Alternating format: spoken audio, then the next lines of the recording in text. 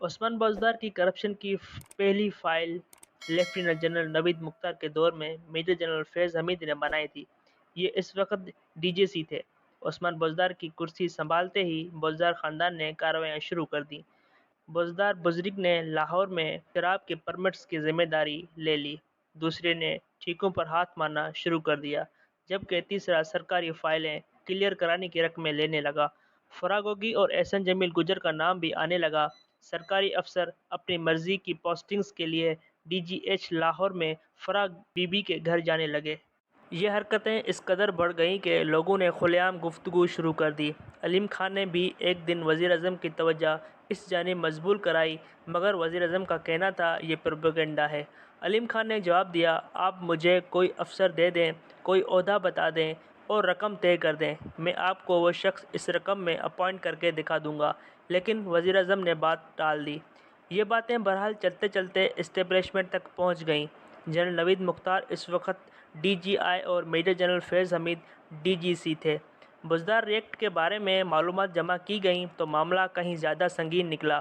چنانچہ فائل بنی اور یہ فائل جنرل فیض حمید نے آرمی چیف کو دے دی اور جنرل باجوہ نے یہ لے کر وزیر اعظم کے پاس پہنچ گئے۔ آرمی چیف نے وزیر اعظم کو بتایا، یہ مال صرف پنجاب تک محدود نہیں بلکہ یہ وزیر اعظم ہاؤس تک بھی آ رہا ہے، مگر میں اس سے آگے ایک لفظ نہیں بولوں گا۔ کیونکہ آپ کی شرمندگی ہوگی۔ وزیر اعظم تھوڑی دیر فائل دیکھتے رہے اور پھر اسے سائیڈ پر رکھ دیا اور شہباز شریف کے مقدموں پر گفتگو شروع کر دی۔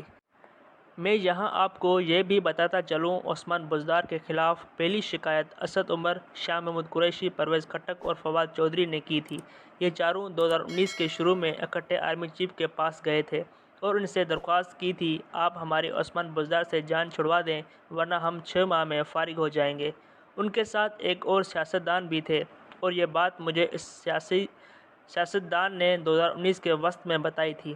آرمی چیف نے اس میٹنگ کے بعد بزدار کی فائل وزیر اعظم کو پیش کی تھی، مگر خان صاحب کی نظر میں بزدار کے جرائم جرائم نہیں تھے۔ ان سے جب بھی بات کی جاتی وہ مسکرا کر جواب دیتے تھے، آپ کو نواز شریف، شہباز شریف و آصف زرداری کی کرپشن نظر نہیں آتی؟ یوں محسوس ہوتا تھا وزیر اعظم اپنے لوگوں کی کرپشن کو سرے سے کرپشن ہی نہیں سمجھتے۔ بہرحال قصہ مزید مختصر، جنرل نوید مختار کے بعد lieutenant general Asim Munir D G I بن گئے۔ جنرل فیض حمید 29 اپریل 2019 کو تک ڈی جی سی رہے۔ یہ اس کے بعد ایڈجوٹنٹ جنرل بنا کر جی ایچ کیو بھجوا دیے گئے۔ جنرل عاصم منیر بھی پنجاب کی صورتحال سے پریشان ہو گئے۔ وقت کے ساتھ ساتھ کرپشن میں اضافہ ہوتا جا رہا تھا۔ Secretary to C M Tahir Khurshid اس ریئیکٹ کا اہم ترین مورا تھا۔ سی ایم ہاؤس میں یلو کلر کی چٹوں پر فیصلے ہوتے تھے اور افسروں کو باقاعدہ تاریخ دی جاتی تھی، آپ کے پاس فلاں تاریخ سے فلاں تاریخ تک وقت ہے، آپ اس میں جو بنا سکتے ہیں بنا لیں، دوسری صورت میں انہیں نئے سرے سے ادائیگی کرنا پڑتی تھی۔ یہ صورتحال جون 2019 تک ناقابل برداشت ہو گئی۔ چنانچہ D G I general Asim Munir نے وزیر اعظم کو مطلع کرنے کا فیصلہ کیا۔ جنرل باجوہ مڈل ایسٹ کے دورے پر جا رہے تھے، ان کا مشورہ تھا میں واپس آ جاتا ہوں تو ہم دونوں اکٹھے وزیر اعظم کے پاس جائیں گے اور انہیں صورتحال کی سنگینی کے بارے میں مطلع کریں گے، لیکن ڈی جی آئی کا کہنا تھا وزیر اعظم کو بروقت مطلع کرنا میری ذمہ داری ہے، میں اگر خاموش رہوں گا تو یہ میرے حلف کی خلاف ورزی ہوگی۔ بہرحال قصہ مزید مختصر، جنرل عاصم منیر نے وزیر اعظم کو ٹھوس ثبوتوں کے ساتھ فائل دے دی۔ وزیر اعظم ناراض ہو گئے اور انہوں نے آرمی چیف کو فون کر کے جنرل عاصم منیر کو ہٹانے کا حکم دے دیا، جس کے بعد وزیر اعظم اور آرمی چیف کے درمیان 15 جون 2019 ہفتے کے دن 5 گھنٹے طویل ملاقات ہوئی۔ آرمی چیف نے وزیر اعظم کو سمجھایا، افسروں کو ڈی جی آئی جیسے پوزیشن سے اس طرح نہیں ہٹایا جاتا، یہ زیادتی بھی ہے اور حماقت بھی۔ دوسرا، جنرل عاصم نے آپ کو اطلاع دی کر اپنا فرض ادا کیا، یہ ان کا کام ہے، مگر وزیر اعظم ٹس سے مس نہ ہوئے۔ آرمی چیف نے آخر میں وزیر اعظم کو مشورہ دیا، آپ جنرل عاصم کو بلائیں، ان کے ساتھ بیٹھیں، انہیں چائے پلائیں اور انہیں عزت کے ساتھ رخصت کر دیں، لیکن وزیر اعظم اس کے لیے بھی راضی نہ ہوئے اور یوں 16 جون 2019 کو اتوار کے دن جنرل عاصم منیر کا تبادلہ کر دیا گیا۔ آرمی چیف نے وزیر اعظم کو نئے ڈی جی کے لیے 3 نام بھجوا دیے۔ اس فہرست میں جنرل فیض حمید کا نام شامل نہیں تھا۔ وزیر اعظم نے فہرست ملنے کے بعد آرمی چیف کو بلایا اور صاف کہہ دیا، آپ مجھے جنرل فیض حمید دے دیں، میں ان کے بغیر کام نہیں چلا سکوں گا۔ یوں 3 سینئر جنرلز کی فہرست واپس لے کر 16 جون 2019 کو جنرل فیض حمید کو DGI بنایا گیا، اور اس کے بعد جو کچھ ہوا وہ تماشا پوری دنیا نے دیکھا۔ پنجاب میں اس زمانے میں 5 لوگوں کی حکمرانی تھی۔ بشرا بی بی یہ پنجاب چلا رہی تھیں، ان کے بچے اور سابق فیملی بھی اس کھیل میں شامل تھی۔ دوسرا کردار فرح گوگی تھی۔ یہ بشرا بی بی کی دوست اور دست راست تھی، آپ ان کی اختیارات کا اندازہ بھی نہیں کر سکتے۔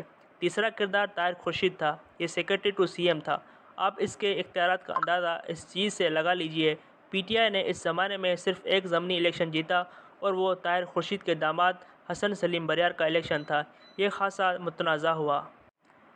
طاہر خورشید نے اپنے صاحبزادی کی شادی پر 1 ارب 25 کروڑ روپے کی سلامیاں اور گاڑیاں وصول کیں، اور بقول چودھری پرویز الہی میں نے زندگی میں اتنی مہنگی شادی اور اتنی سلامی نہیں دیکھی۔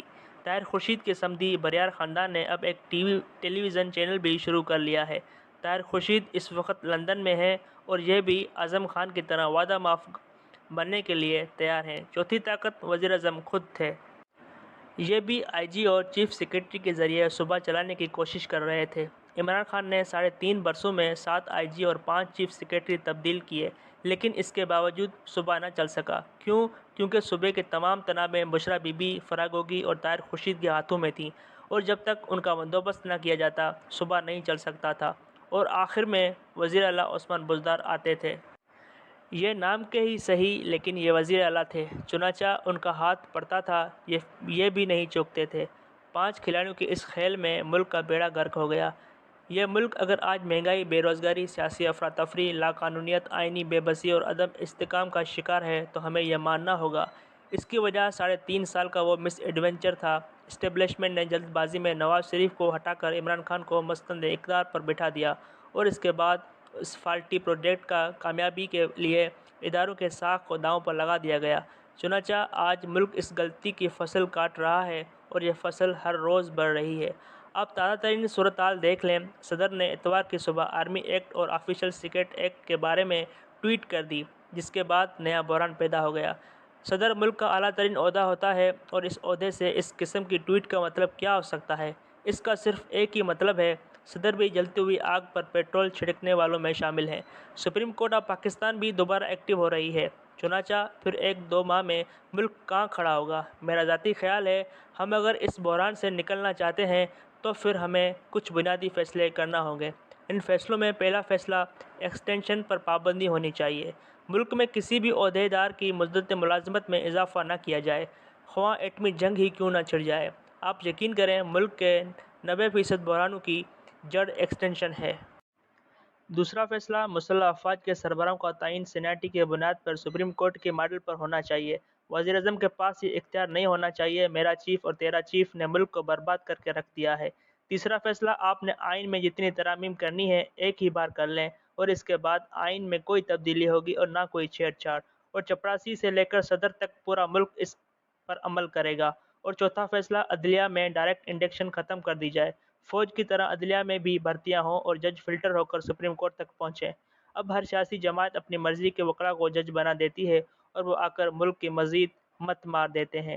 یہ سلسلہ بند ہونا چاہیے۔ اور آخری فیصلہ، خدا کے لیے ملک پر رحم کریں، یہ آپ کا اپنا ملک ہے۔ ایسا سلوک تو کرائے کے سائیکل سے بھی نہیں ہوتا جو ہم اس ملک سے کر رہے ہیں۔ چنانچہ کھلے دل سے غلطیاں مانیں اور بڑے فیصلے کریں۔ یہ ملک اس صورتحال میں نہیں چل سکے گا۔